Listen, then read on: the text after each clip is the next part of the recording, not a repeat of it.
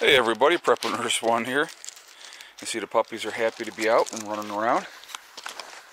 So, two things I want to talk about real quick before we get into today's video, okay? So, the first one is tonight, actually midnight, which is 9 o'clock Seattle time. I will be, I'm going to make sure I say the name right, Marfogle. M-A-R-F-O-O-G-L-E. He does a call-in talk show, and he asked me to call in and be on his show. So I will be on his show midnight East Coast time and 9 p.m. West Coast time. So I was talking with him yesterday, and so I'm gonna be calling into his talk show tonight. So just give you a heads up, and so I will put his link down in below. So if you guys want to check that out, okay? And it's going to start raining here.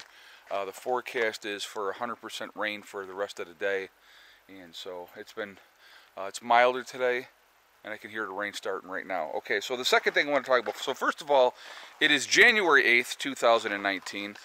Yesterday I said it was December 7th, 2019. So I'm going to go stand under over here because this rain is going to start now. So I don't want to get soaked while I'm doing this video. So, okay, so obviously I had a major snafu saying it was December 7th, and I'm going to tell you why, okay?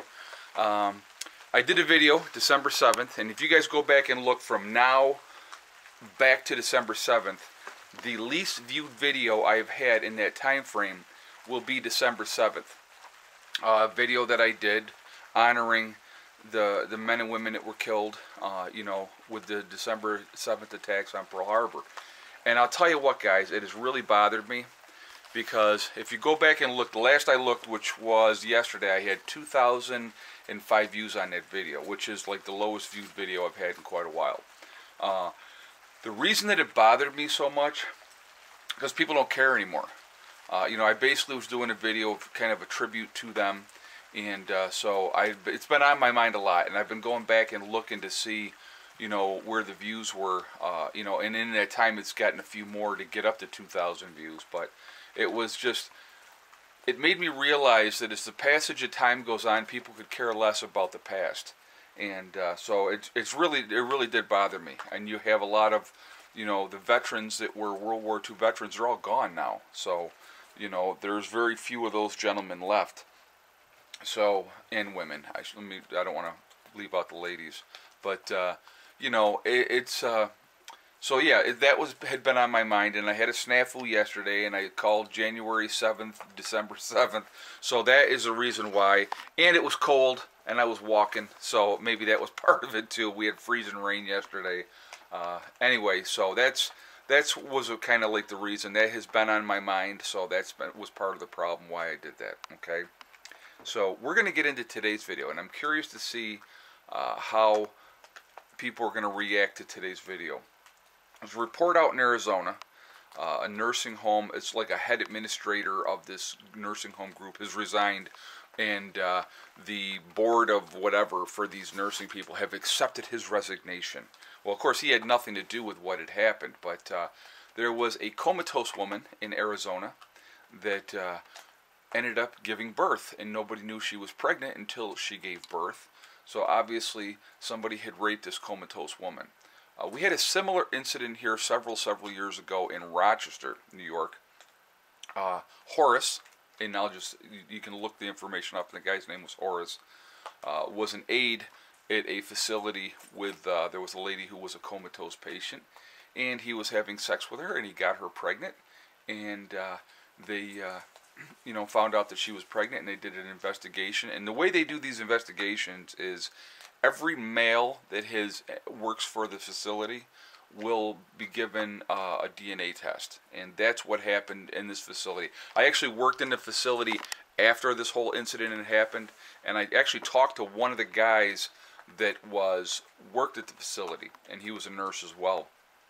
And I said to him, I said, well, how did you feel when they wanted to do a blood test to check your DNA against him? He goes, man, he said, I was like, go ahead. He goes, because I knew it wasn't mine. And, and that's exactly how most men are going to react in a situation like that, unfortunately. But that's what they'll end up doing out here in Arizona. They will test every man that's in the facility. Now they have a new policy that a man can't go into a room with a woman, female patient alone.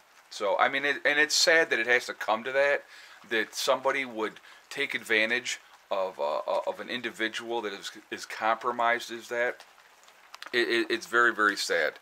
So, but unfortunately, this poor woman who was in a coma ended up having a child, and they will catch the individual. If I remember correctly, the child that was born in Rochester, the parents of the mother, the parents of the mother, because the woman died shortly thereafter. The parents ended up keeping that child, and I don't know how they could. I'll be honest with you. I could not keep a child that was a product of rape of my comatose child. I mean, it's not the child's fault, but let that child be adopted and go to a good home. That would be my, take on that. That's what I think should have probably happened. But there would always be some kind of resentment. And then that piece of garbage father, who did go to prison, he has parental rights. How sick is that, right? But crazy. But anyway, so these are things that happen, guys. I want to talk about again. So that just happened out in Arizona. I mean, these are not isolated incidents. Okay, there's a lot of stuff that goes on in nursing homes. Nursing homes are so short-staffed, and they don't have enough CNAs. They don't have enough nurses. More and more work is put on nurses all the time, and and I've said this before, and I'm going to say it again. Management does not care. They don't care. All they care about is the bottom line, which is $1. They don't care if there's enough people or not enough people taking care of them. If they have, and I love it. Well, minimum staffing is this. I'm going to give you another example of something that happened. I was working in a nursing home, and I won't say which one, but I was working in this nursing home, and their minimum staffings were like ridiculous in this nursing home. Okay, so I was working on evening shift, and what they would do, and they would do this to nurses too. Now I was on a unit that had, how many people were on that unit? It was like around 60 people on this unit. It was right in that range, maybe a little bit less than 60, but it was in that range. There was a lot of residents on this unit, and so you had 2 nurses on the unit, and you would have 4 CNAs for an evening shift. Okay, and so their minimum staffing was 3 CNAs. Now think about that, 3 CNAs for 60 people. Okay, now they also had this minimum staffing that 1 nurse could do the whole unit. I was not at this place very long because I refused to do an entire unit by myself. It was very unsafe for the residents. It was unsafe for me. And if something happened, it was my nursing license, and they don't care. Okay, so I literally was not there. I mean, I think I worked there less than a month. They could never keep staff because of their policies. But anyway, so this particular evening, they had 3 CNAs. All right, and so they had 2 girls that were strong and 1 girl that was very, very weak. Okay, so that makes it even worse for the girls that are strong. So after dinner, what happened was a lot of people like to go to bed after dinner. A lot of the older folks, they want to be in bed by like 7 o'clock, 6:30. I mean, they want to be in bed quick, okay? Well, this particular woman was waiting to get put back into bed, and she was a 1 assist.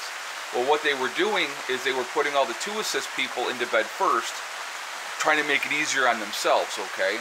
So they had told her, we're going to be a little while and we're going to come in and get you. Well, she didn't want to wait, so she had got up and she went to walk to bed and fell on the floor and shattered her elbow. Okay? I mean, I'm talking shattered her elbow to a point where I found out later they could not fix that elbow. All right? So in my nursing note, which they were not too pleased about at all, I attributed it directly to the fact that there was not sufficient staffing on the unit. Man, I got an earful for that one, and I don't care. I didn't retract it. I kept it right there the way it was because it was a direct result of not enough staff, and that happens, guys, all the time. And I'm sure out there, I'd love to hear the stories of other nurses, of other CNAs that this has happened to as well. It happens all the time, And I'm going to tell you what, management will sweep that under the rug, or they'll, you know, justify it in the fact that they're minimum staffing. I'd love to see management come in and work as an aide with their minimum staffing that they say is acceptable on a unit, and try to get everybody into bed and everybody taken care of and everybody washed up.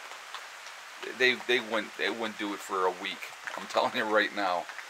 You know, and unfortunately, you're going to get a tremendous amount of burnout from your nurses and your nursing staff, your CNAs. You're going to have a lot of injuries because, you know, people are rushing, trying to get things done, trying to take care of all these people. And it's a very, very, very sad situation. So I'm going to tell you what, and I've said this before in other videos, and I will say it again. If you have the option of not putting your loved one into a nursing home, don't do it.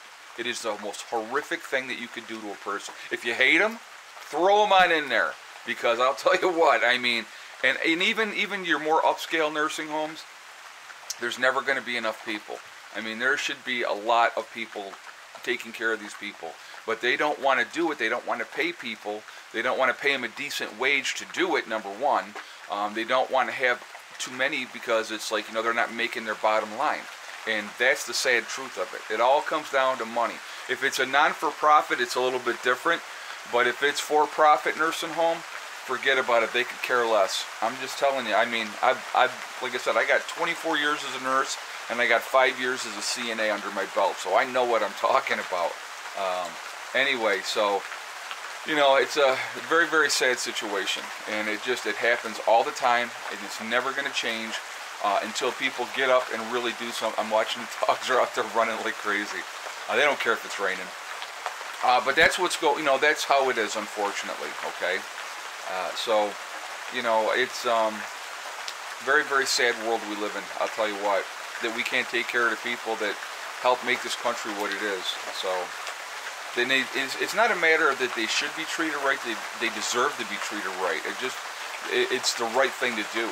And it just, unfortunately, it's horrible. I mean, I've worked in nursing homes in the middle of summer that had no air conditioning, you know, and these poor people are freaking dying, you know, because it's so freaking hot.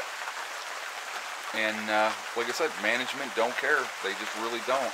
And if they do care, they don't stay in the business long. Let's just say it like that. Now I'm going to probably get some people, well, I was in management and blah, blah, blah. Well, you know what? Maybe here and there, it's the exception rather than the rule.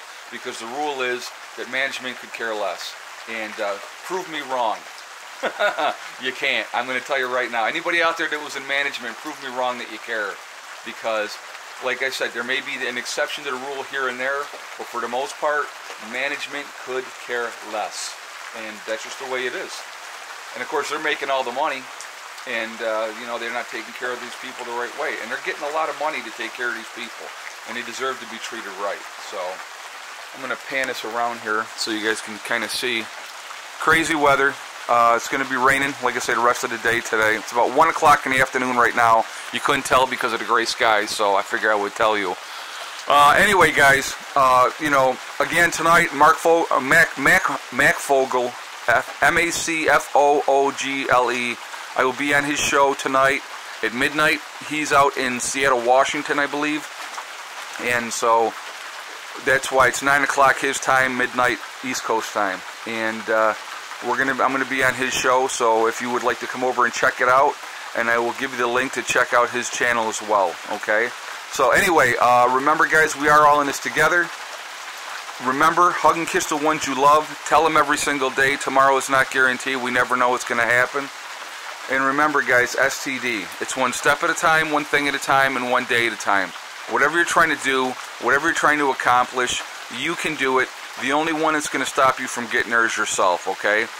I could do videos, guys, on the nursing homes in a way that the healthcare system is. I could do a whole series on that. And if you're interested, let me know, and I will. And I can kind of share a lot of good information with you.